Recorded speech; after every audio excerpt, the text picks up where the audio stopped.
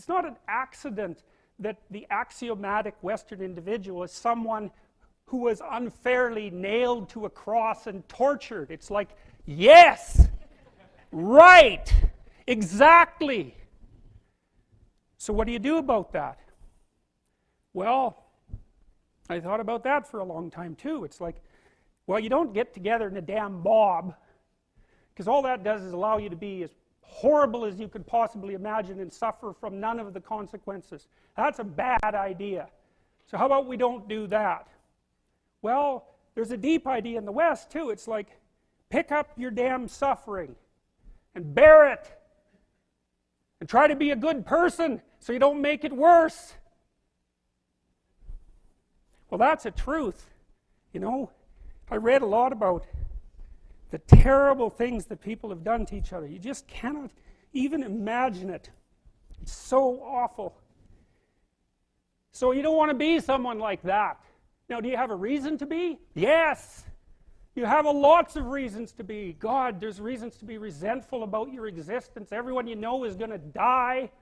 You know, you too. And there's going to be a fair bit of pain along the way, and lots of it's going to be unfair. It's like, yeah, no wonder you're resentful. It's like, act it out and see what happens. You make everything you're complaining about infinitely worse. There's this idea that hell is a bottomless pit, and that's because no matter how bad it is, some stupid son of a bitch like you could figure out a way to make it a lot worse. So you think, well, what do you do about that? Well, you accept it. That's what life is like. It's suffering. That's what the religious people have always said. Life is suffering. Yes. Well, who wants to admit that? Well, just think about it. Well, so what do you do in the face of that suffering? Try to reduce it.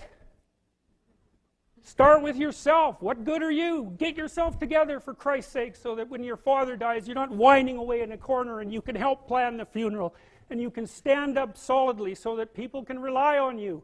That's better. Don't be a damn victim. Of course you're a victim. Jesus, obviously. Put yourself together. And then maybe if you put yourself together, you know how to do that. You know what's wrong with you, if you'll admit it. You know there's a few things you could like polish up a little bit, that you might even be able to manage in your insufficient present condition. And so you might shine yourself up a little bit, and then your eyes will be a little more open, then you can shine yourself up a little bit more, and then maybe you could bring your family together instead of having them be the hateful, spiteful, neurotic, infighting batch that you're like doomed to spend Christmas with. So then you fix yourself up a little bit, kind of humbly, because, you know, God, you're a fixer-upper if there ever was one. And then you got to figure out, well, can you figure out how to make peace with your idiot brother? And probably not, because he's just as dumb as you, so how the hell are you going to manage that? And so then maybe you get somewhere that way, and your family's sort of functioning, and you find out, well, that kind of relieved a little bit of suffering, although it reduced the opportunities for spiteful revenge, and that's kind of a pain in the neck. And so then you get your family together a little bit, and you're a little clued in then, at least a bit, because you've done something difficult that's actually difficult. You're a little wiser, and so then maybe you could put a tentative finger out beyond the family and try to change some little thing without wrecking it.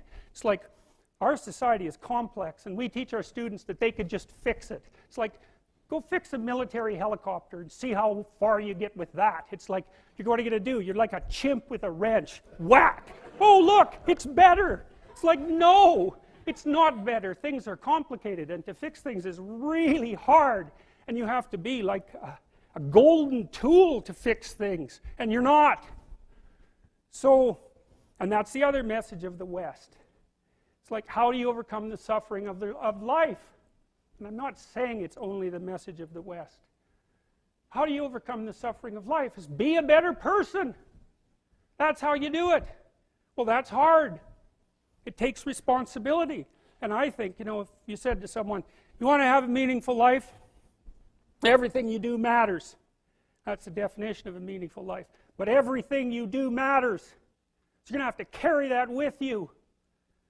Or do you want to just forget about the whole meaning thing, and then you don't have any responsibility, because who the hell cares, and you can wander through life doing whatever you want, gratifying impulsive desires for how useful that's going to be, and You're stuck in meaninglessness, but you don't have any responsibility. Which one do you want? Well, ask yourself, which one are you pursuing? And you'll find very rapidly that it isn't the majority of your soul that's pursuing the whole meaning thing, because, well, look what you have to do that. You have to take on the fact that life is suffering. You have to put yourself together in the face of that. Well, that's hard. Christ, it's amazing people can even do it.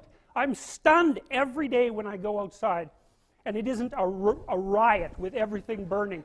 Because really, God, you talk to people, it's like, I knew this guy, he'd been in a motorcycle accident and it really ruined him, and he was like a linesman, you know, working on the power, and he was working with someone who had Parkinson's disease, and they had complementary inadequacies, and so two of them could do the job of one person, and so they're out there fixing power lines in the freezing cold, despite the fact that one was 3/4 wrecked with a motorcycle accident and the other one had Parkinson's. It's like, that's how our civilization works. It's like, there's all these ruined people out there, they've got problems like you can't believe.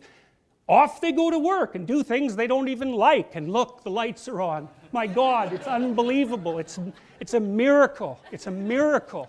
And we're so ungrateful. College students, the postmodern types, they're so ungrateful.